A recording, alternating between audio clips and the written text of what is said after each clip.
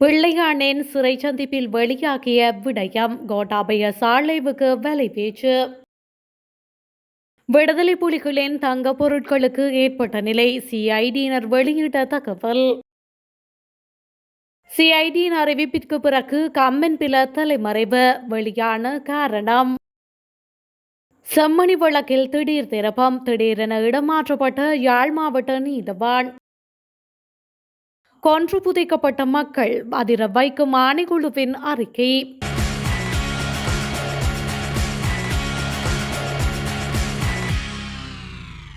பேவத்துருகில உரிமைய கட்சியின் தலைவர் உதய கம்மன்பில மேற்படிப்பு மேற்கொள்வதற்காகவே தாய்லாந்து சென்றதாக கட்சியின் மத்திய குழுவின் பல உறுப்பினர்கள் தெரிவித்துள்ளனர். இனங்களுக்கு இடையில் முரண்பாடுகளை ஏற்படுத்தும் அறிக்கைகளை வெளியிட்ட குற்றச்சாட்டில் குற்றப்புலனாய்வு திணைக்களம் கம்மன்பிலவுக்கு எதிராக விசாரணைகளை ஆரம்பித்துள்ளது. அத்துடன் சர்வதேச சிவில் மற்றும் அரசியல் உரிமைகள் உடன்படிக்கை ICCPR சட்டத்தின் கீழ் குறித்த விசாரணை தொடங்கப்பட்டுள்ளதாகவும் CID தெரிவித்துள்ளது. இந்த நிலையில் அவர் தாய்லாந்துக்கு சென்ற பின்னர் தனது சட்டத்தரணி மூலமாக தான் கைது செய்யப்படுவதை தடுக்க கோரி மேல் நீதிமன்றத்தில் மனு தாக்கல் செய்துள்ளார். எவ்வாறானதொரு பின்னணியில் பிவத்துருகில உரிமைய கட்சியின் உறுப்பினர்கள் உதய கம்மன்பிலவை ICCPR சட்டத்தின் கீழ் கைது செய்ய அரசாங்கம் தயாராகின்றது என்ற குற்றச்சாட்டை முன்வைத்து எதிர்க்கட்சித் தலைவர் சஜித் பிரேமதாசவை இன்று சந்தித்துள்ளனர். அதன்போது ஊடகவியலாளர்கள் கம்மன்பிலவின் தற்போதைய இருப்பிடத்தை பற்றி கேள்வி எழுப்பிய போது பிவத்துருகில உரிமைய கட்சியின் உறுப்பினர் ஒருவர் கம்மன்பில ஒளிந்து கொண்டிருப்பதில்லை, வெளிநாட்டில் மேற்படிப்பு மேற்கொண்டு வருகின்றார் என்று கூறியுள்ளார். தற்போதைய அரசாங்கம் பிள்ளையானை பிரதான சூத்திரதாரியாக காண்பித்து கோட்டாபய ராஜபக்ஷ மற்றும் சுரேசாலை ஆகியோரை கைது செய்து பெரும் நாடகம் ஒன்றை நடாத்தி வருவதாக பிவத்துருகில உரிமைய கட்சியின் தலைவர் உதய கம்மன்பில தெரிவித்துள்ளார். தான் சிறைச்சாலைக்கு சென்று பிள்ளையானை சந்தித்து பேசியதாகவும் அப்போது அவர் உயிர்த்த ஞாயிறு தாக்குதல் தொடர்பில் ஒன்றும் கேட்கவில்லை எனவும் எனக்கு ஒன்றும் தெரியாது என்று கூறியதாகவும் கம்மன்பில சுட்டிக்காட்டியுள்ளார். மேலும் கருத்து தெரிவித்த அவர் குற்றப்புலனாய்வு திணைக்களத்தின் பணிப்பாளர் சிரேஷ்ட போலீஸ் அத்தீட்சகர் ஷானி அபிசேகர மற்றும் பொது பாதுகாப்பு செயலாளர் ரவி சினவரத்ன ஆகியோர் இலங்கையில் இருக்கும் பெரும் பொய்யர்கள். நான் சிறைச்சாலைக்கு சென்று பிள்ளையானை சந்தித்து பேசினேன். அப்போது அவர் உயிர்த்த ஞாயிறு தாக்குதல் தொடர்பில் ஒன்றும் கேட்கவும் இல்லை, எனக்கு ஒன்றும் தெரியாதெனவும் கூறுகின்றார். நான் அதை நாட்டுக்கு தெரியப்படுத்தினேன். அரசாங்கம் பிள்ளையாண்டை பிரதான சூத்திரதாரியாக காண்பித்து கோட்டாபய ராஜபக்ஷ மற்றும் சுரேசாலை ஆகியோரை கைது செய்து பெரும் நாடகம் ஒன்றை நடாத்தியிருந்தனர். அதுவும் என்னால் முடியாமல் போய்விட்டது. இறுதியாக நிஷாந்த் உலுகேதென்ன கைதில் பாரதி அல்லது தம்பி பிள்ளை மகேஸ்வரன் என்ற திருகோணமலையை சேர்ந்த முன்னாள் விடுதலை புலிகளின் புலனாய்வு பிரிவின் தலைவரின் சாட்சிகள் பெறப்பட்டுள்ளது. அதுவும் புனையப்பட்ட பொய்ச்சாட்சி என்றுதான் 2025 ஆகஸ்ட் 5ஆம் தேதி ஊடகங்கள் வாயிலாக தெரிவித்தேன். அவை நீதிமன்றத்திலும் உறுதிப்படுத்தப்பட்டது. 4 தடவைகள் அரசாங்கத்தால் புனையப்பட்ட சாட்சிகளை கொண்டு சிறைப்படுத்தும் நாடகங்களை நான் முறியடித்தேன். ஆனால் நான் இருந்தால் இவர்களால் புனையப்பட்ட சாட்சிகளில் யாரையாவது கைது செய்து நாங்கள் கள்வர்களை பிடித்து விட்டோம் என்று மக்களுக்கு நடாத்தும் நாடகத்தை செய்ய முடியாது என்பதால் என்னை கைது செய்து சிறையில் அடைக்க முயற்சிக்கின்றனர். தற்போதைய ஜனாதிபதி நாடாளுமன்றில் கூறினார், யாரையாவது கைது செய்ய முடியாவிட்டால் சட்டம் இயற்றியாவது சிறையில் அடைப்போம் என்றார். அவ்வாறான சட்டம் ஒன்றே ICCRP ஆகும். நான் இதற்கு அஞ்ச போவதில்லை. 2 கிழமைகளின் பின்னர் நான் நாட்டுக்கு வருவேன் என்று உதய கம்மன்பில மேலும் தெரிவித்துள்ளார். யாழ் செம்மணி வழக்கை கையாண்டு வந்த யாழ் மாவட்ட நீதவான் நீதிமன்ற நீதவான் AA ஆனந்தராஜாவிற்கு பதவி உயர்வுடன் இடமாற்றம் வழங்கப்பட்டுள்ளது. மேல் நீதிமன்ற நீதிபதிகளாக சில நீதிபதிகள் பதவி உயர்வு செய்யப்பட்டுள்ளனர். இந்த நிலையில் அவர்களில் ஒருவராகவே நீதிபதி ஆனந்தராஜாவுக்கும் பதவி உயர்வு வழங்கப்பட்டுள்ளது. பதவி உயர்வுக்கான அனுபவத்தையும் தகுதியையும் நீதிபதி AA ஆனந்தராஜா நீண்ட காலத்துக்கு முன்னரே பெற்றிருந்த போதிலும் தற்பொழுது திடீரென இந்த பதவி வழங்கப்பட்டுள்ளது.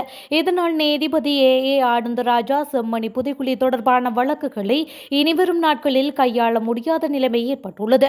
செம்மணி புதைகுழி தொடர்பான வழக்கில் கிட்டத்தட்ட 50 வீதத்திற்கும் மேற்பட்ட பணிகள் நிறைவடைந்துள்ளன.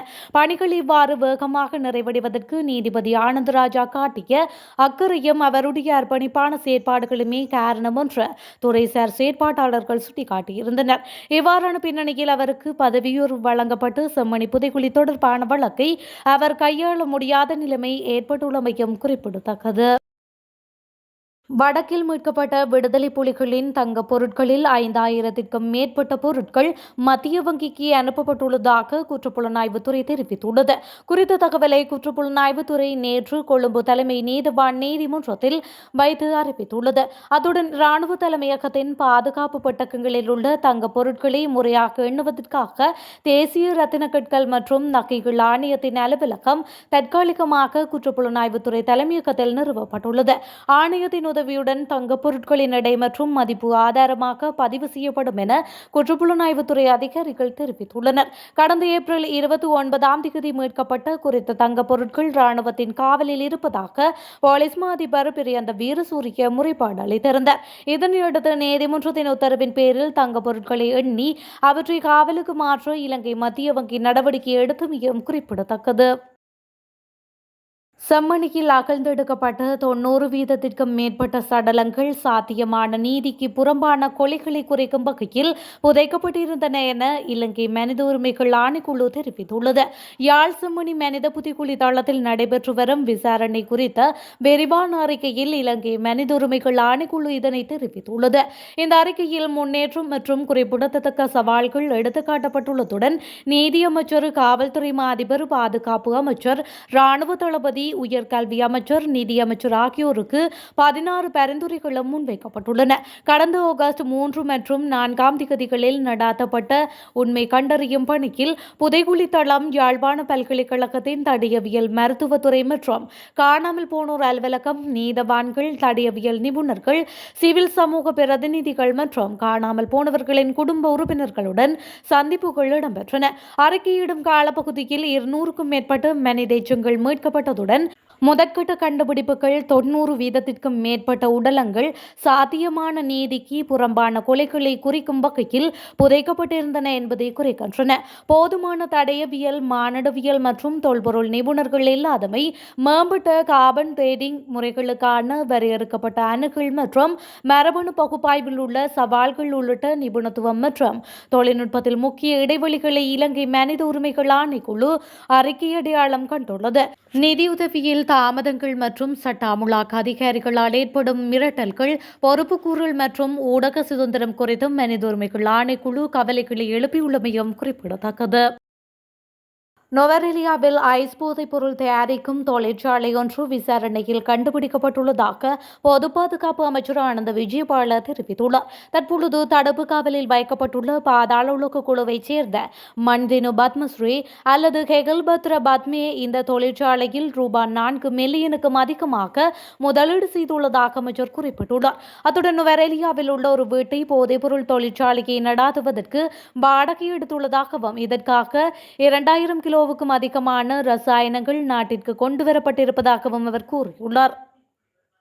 அவர்கள் இலங்கையில் ஐஸ் போதைப் பொருளை உற்பத்தி செய்துள்ளனர். இது ஒரு தீவிரமான பிரச்சினை.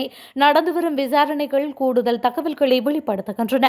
இந்த விடயத்தில் இன்னும் ஆழமான விசாரணைகளை நடாத்த வேண்டியிருக்கும் என்று அமைச்சர் விஜயபால தெரிவித்துள்ளார். மேலும் விசாரணையில் இந்த பாதாள உலக குழு உறுப்பினர்களால் பராமரிக்கப்படும் போலி கடவுச்சீட்டுகளை பெறுவதற்கு அரசியல் தொடர்புகள், காவல்துறை அதிகாரிகளுடனான தொடர்புகள் மற்றும் குடிவரவு மற்றும் குடியகழ்வு திணைக்கள் அதிகாரிகளுடனான தொடர்புகள் பற்றிய தகவல்கள் வெளிச்சத்திற்கு வந்துள்ளதாகவும் அமைச்சர் விஜயபால குறிப்பிட்டுள்ளார்.